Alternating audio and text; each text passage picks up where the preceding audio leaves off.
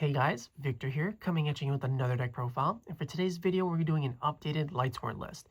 Now when it comes to this specific Lightsworn list, I've taken some inspiration from my previous profiles, and I've basically just made it so that it's a pretty heavy influence of bestial monsters, which is something that has been missing from like my recent Lightsworn list, and that's mainly just because one, the bestials themselves, while they do have some pretty awkward matchups into decks like K9 or even like Draco Tail, they do really well against Mitsurugi Yumi, whether it's pure Mitsu and pure Yumi or just the deck together, because it's literally just nothing but lights and darks. So you have a lot of valid control.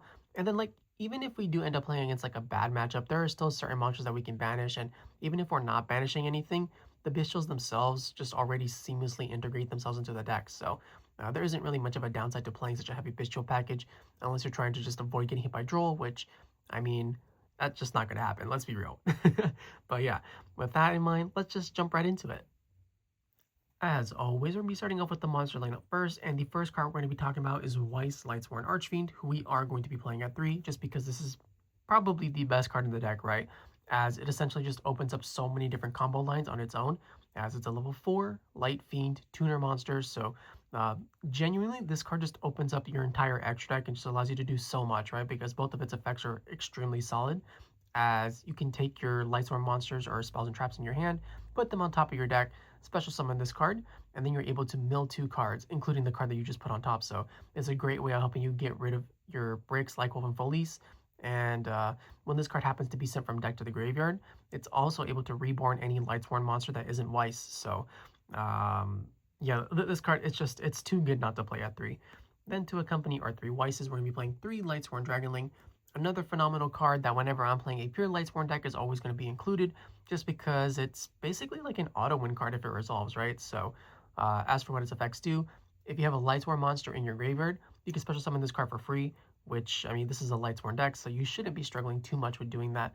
But when this card happens to be special summoned, and it doesn't have to be special summoned by its effect, just special summoned in general, you can send basically any Lightsworn card from your deck to the graveyard except itself. So you can send Aegis, which is the trap if you play it. You can send Weiss, you can send Felis, you can send Wulf, whatever.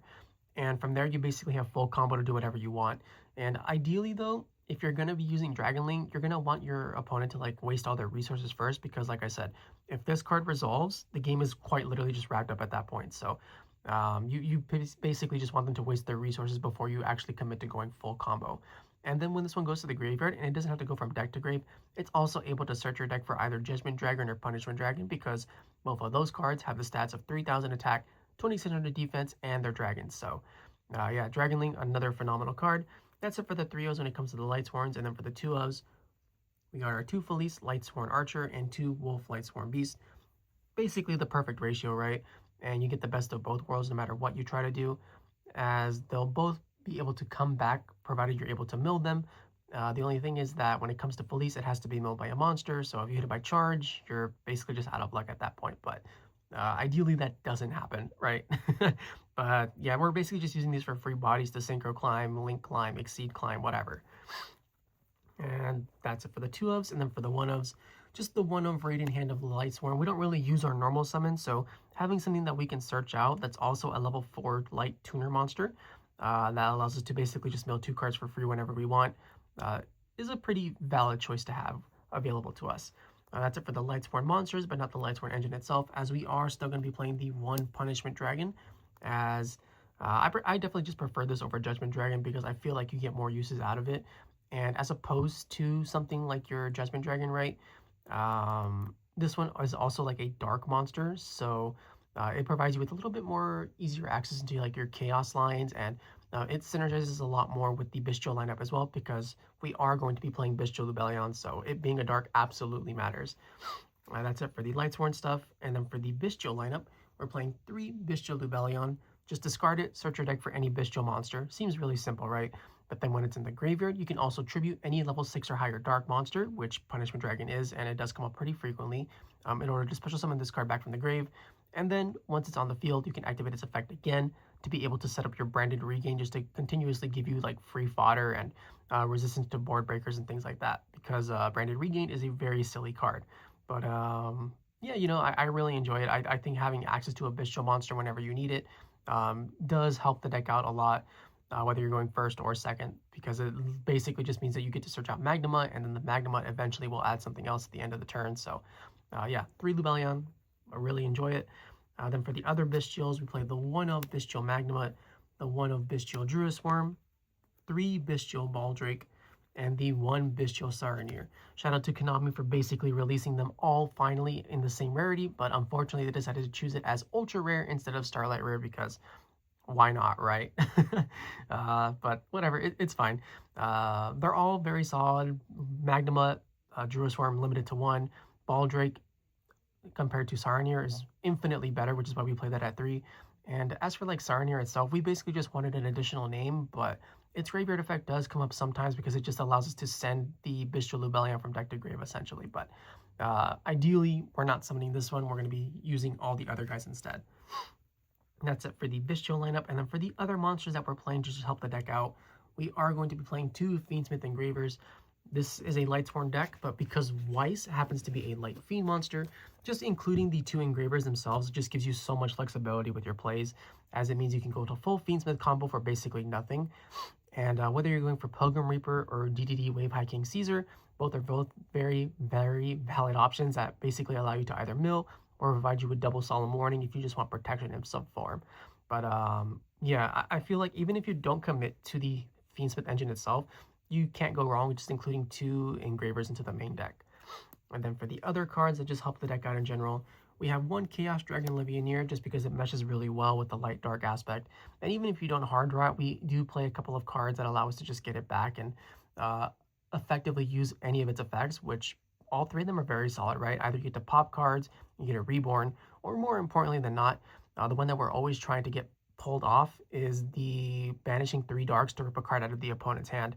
And that's another reason why we play Punishment Dragon over Judgment Dragon, because it's typically going to be one of the cards that we banish in order to fulfill this effect as easily as possible. But with the heavy Bystial, or with the more heavily Bystial, with the heavier Bystial lineup, we can pull this off a lot more easily as well. Ugh, that was a mouthful. As for that, now we're playing 1 Starliege seyfert. We don't care about normal summoning it. We only care about its graveyard effect, as we just banish it, and then we get to add back basically any of our level 8 dragon monsters. So we can add back the Levianeer, we can add back Bystial lubellion, we can add back Punishment Dragon. And it does come in clutch a lot of times as that little extra push that we need to be able to finish the game off. Now we're playing 1 Ringowurm, the dragon guarding the 100 apples, as it's just another really cool extender, especially if you happen to get hit by Nibiru early on before you can establish the Fiendsmith stuff, as if you control basically a non-effect monster, which tokens are, you can just special summon this card for free and then proceed to link it off or whatever. But the better effect when it comes to Ringowurm is the graveyard effect, where if you happen to like summon a level 8 or higher Synchro monster, you can just banish this at any point during the turn and summon a level 2 dragon token that happens to be a tuner. So yeah, you know, it just opens up more Link and Synchro plays that you normally wouldn't have available to you. So this card's honestly just really cool with the applications it provides. We're playing 1 Mudora the Sword Oracle because you need some kind of shuffler, otherwise you're probably going to deck out 1 Performage Trick Clown, as it's just another free body that comes back whenever it hits the graveyard. And then lastly, we're playing the 1 Glow Bulb. We're not going to be synchro summoning with it, but it still provides us with another free body, and then it allows us to mill a card as well. So what's not to love? And with that, that's the monster lineup, and now we can finally move on to the spell and trap portion of the list. Now that we're finally on the spell and trap portion of the list, we're going to be starting off with our 3-Os, being 3 Charge of the Light Brigade. You just activate it, you mill 3 for cost, so if your opponent ashes it, they basically wasted it, as you still get to mill 3. And then after you're done milling 3, you get to search your deck for any Lightsworn monster, which basically means you have full combo for whatever you need. Then, for the only other 3 of in the deck, we're going to be playing 3 Forbidden Droplet. I just feel this gives us the best chance at going second compared to literally anything else, as it allows us to break boards as consistently as possible, and then it also just allows us, or provides us the way to get rid of cards that we don't really want in our hand, right? Because, especially if you're going second, you typically don't want to see cards like Glow Bulb, like Trick Clown, like Mudora, or just anything like that in your hand. So having a way to be able to just get those cards in the graveyard and then actually be able to use their usable effects is greatly appreciated. That's it for the 3-Os. Then for the 1-Os, because we don't play any 2-Os, 1 Call by the Grave to stop hand traps, 1 Triple Tactics Talent to be able to punish our opponent for hand trapping us, 1 Fiendsmith Tract, which we're basically just using to search out Weiss. Normally, if you're playing like a small Fiendsmith engine, you'd probably do something like if you're happening to play Tract, you play something like Fable Larry, or if you're not playing Lyra, you played Fiendsmith Sanct. But this is basically just copy 4 of Charge of the Light Brigade for us, so we're perfectly fine just adding a Weiss and then discarding something else that we don't want, like the aforementioned cards like Glow Bull, Trick Clown, Mudora, you know, things of that nature. Then we're playing 1 Foolish Burial to send any monster of our choosing to the graveyard. And then lastly, we're playing the 1 Branded Regain to be able to get full value out of the entire Bystial engine. We're not playing any traps in the main deck. Those are relegated to the side. So, you know, things like Black Goat Last, Lightsworn Aegis, things of that nature that you only want in your deck when you're guaranteed to go first. But overall, you know, pretty solid stuff. 40 card main deck when it comes to the spell and trap lineup. You don't need any more than that, in my opinion. And now we can finally move on to the extra deck. Now that we're on the extra deck, we're going to be starting off with the Link monsters first. And the first card we're going to be talking about is Fiendsmith Requiem, which basically just allows us to turn Weiss into full Fiendsmith combo on its own, right? As you just take Weiss, make this, summon that engraver, and then like that, you have access to any rank 6 play you may need. Then we're playing the 1 IP Masquerena, which is a common end board piece that we use to go into the SP Little Knight in order to banish a card from our opponent's side of the field or graveyard. And then it's just like another general nuisance that they have to deal with, right? As whenever they activate an effect or a card, you're able to basically chain the Little Knight and then banish any 2 monsters on the field, including itself, until the end of the turn. So, yeah, very irritating card to deal with. And then speaking of irritating cards, we're also going to be playing 1 Hieratic Seal of the Heavenly Spheres, as this deck plays so many different dragon monsters that making this card is incredibly easy at some point.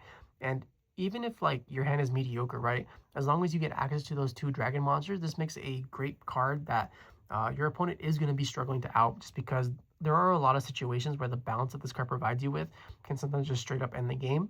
And then, as if that wasn't already enough, when this card gets tributed, you're able to basically special summon any of your dragons from your deck. So you basically just get whatever you may need for the certain situation, right? If you just want to search something during the end phase, you can get Magnanhut. If you need something from your graveyard on the next turn, you can get Seyfert. If you just want like a free body, you can't go wrong with something like Druiswurm. But point is, this card, it helps so much. And then for the final Link monster, we're playing the 1 Starliege Skuldred. We're basically going to be using 4 monsters to summon this every single time to be able to get full value out of its effects, because they're all phenomenal, as you're basically going to be drawing 4, and then after you're done drawing those 4, you take 3 bad cards from your hand, put it at the bottom of the deck. And then we're also going to be taking advantage of the special summon effect, just because it provides us with another free body that we can proceed to do whatever we want with. So yeah, Skuldred, it's so awesome, so good. And then not to mention, it's a dragon monster as well. So typically you're going to go for the Starliege first, and then after that you go for the Hieratic Seal using the Starliege. So it's just the gift that keeps on giving, essentially. That's it for the links. And then for the fusions, we're just playing the 1 Necroquick Princess so that we can pretty much guarantee a rank 6 play whenever we're going into the Fiendsmith line. And that's it for that. Then for the Exceeds, we're playing the 1 number 41 Baguska, the Terribly Tired Tapir, which, I mean, it's fine. Ideally, you don't want to go into this, and this is very much a case of if you have literally nothing else, you just go into this and then you hope your opponent can't break it, which, I mean, typically they do, but hopefully they won't. And then it'll just provide you with like another turn or two to hopefully top deck something so you can try and win the game on the next turn. Then for the other rank 4, we're playing 1 number 62 Dugaris the Timeless, which it's either you're playing this or you're playing Minerva, but I just prefer playing Dugaris because I feel like you get way more results out of it consistently, as you get to draw 2 cards and then discard a bad card that you don't want out of your hand. But more importantly than that, we're actually going to be taking advantage of its reborn effect, where you just attach 2 and then you get to basically reborn anything. And that's because over the course of the game, we're going to be milling so many different cards that as long as you can get 2 level 4s on the field at some point, that means that you're going to be able to access whatever certain monster you may need in whatever situation, right? And this is one of the common ways that we have to be able to get back cards like Lightsworn Dragonling that we've milled at some point in the game and just go full combo, even if our hand is somewhat mediocre. So yeah, Dugaris, great card. Then for the level or the rank 6 Exceeds, we're playing the 1 Pilgrim Reaper to make both players mill 5, and the 1 DDD Wave High King Caesar to provide us with 2 free Solemn Warnings, which definitely help us win the game a lot more easily. And then for the final Exceed, we're playing the 1 Zombie Vampire, which similarly to Pilgrim Reaper, allows us to mill cards from both players' deck. However, instead of 5, it allows us to mill 4. And at the cost of milling 4, we're basically able to reborn any of the monsters that we milled. So it's just thinning out our deck while also providing us with another body to do basically whatever we want with. So yeah, Zombie Vampire, gotta play it. And that's it for the Exceeds. And then for the Synchros, we're playing the 1 Minerva, the Athenian Lightsworn, which similarly to Dragonling, when this card hits the field, if it's able to resolve, the game is basically wrapped up, right? So you're pretty much going to be using 2 Lightsworn monsters to make this every single time, which means that you get to choose 2 Lightsworns to send to your graveyard, and then from there, both of their effects will trigger, and you'll have another 2 additional bodies to do whatever you want with. So you can exceed, you can link, you can synchro, and then once you're done doing whatever you want with those, you're going to have 4 different names ideally in your graveyard. So you banish those, then you get to build 4 more. And yeah, like if this card hits the field and its effect resolves, the game just completely spirals out of the control of your opponent. So yeah, 1 Minerva, great card. And then for the other level 8 Synchro monster, we're playing 1 Cyframe Lord Omega as our generic choice, as it has 3 very solid effects, right? So the most common one is obviously banishing itself and a card out of your opponent's hand until the next turn, essentially. But all of its other effects are very good too, as if it's in the graveyard, you get to recycle it and 1 other card. And my personal favorite is during the opponent's standby phase, you can put a banished card back into the graveyard, as that basically means that you can be a little bit more liberal in your use of cards such as Mudora the Sword Oracle, right? So you can use Mudora during your turn, and then put it back during the opponent's turn, and then once again use it during your opponent's turn. So yeah, Omega, gotta play it in my opinion as the level 8 choice. And then that's it for the level 8s. And then for the level 10s, we're playing 1 Sword Soul Supreme Sovereign Chengying. This is basically just in here as like the Chaos Angel replacement. So if you don't have Chaos Angel, this is a perfectly fine substitute. But if you do have Chaos Angel, you obviously play that instead. And then for the final level 10, we're playing the 1 Bystial Dissipator, just because this is such a heavy Bystial deck. And honestly, Bystial Dissipator's effects are both very solid, right? As either you get to have a free reborn for any of your banished lights and dark monsters, or depending on like where something gets shuffled back into the deck off of its effect, it either becomes a pop or a free negate for a monster. So what's not to love? And with that, that's the Lightsworn deck. I hope you guys enjoyed it. If you did, please feel free to like, comment, subscribe, and I'll catch you guys next time. See ya!